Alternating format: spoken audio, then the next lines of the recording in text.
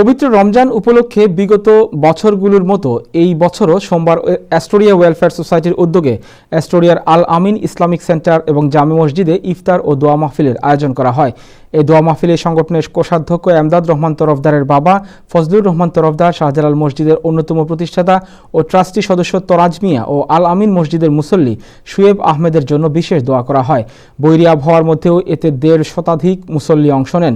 Astoria welfare সোসাইটির সভাপতি সোহেল আহমদের সভাপতিত্বে ও সাধারণ সম্পাদক মোহাম্মদ জাবেদ উদ্দিনের পরিচালনায় অনুষ্ঠিত ইফতার মাহফিলে বিশেষ দোয়া পরিচালনা করেন হাফেজ মাওলানা লুৎফুর রহমান ও মাওলানা নেসার আহমেদ। মাহফিলে টাইম টেলিভিশনের সিইও, বাংলা পত্রিকার সম্পাদক আবু তাহের সহ কমিউনিটির উল্লেখযোগ্য ব্যক্তিবর্গের মধ্যে আল আমিন জামে মসজিদ পরিচালনা কমিটির আব্দুর রকিব, সাফায়েত খান, মিসবাউর রহমান এনাম, মোহাম্মদ হেলাল ও আব্দুর রহিম উপস্থিত ছিলেন।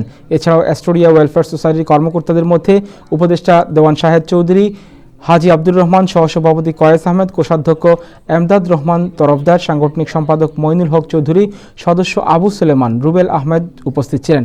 ইফতার মাহফিলটি সফল করায় বিশেষ সহযোগিতার জন্য অ্যাপোলো ইন্স্যুরেন্সের প্রেসিডেন্ট শমশের আলীকে বিশেষ ধন্যবাদ জানানো হয়।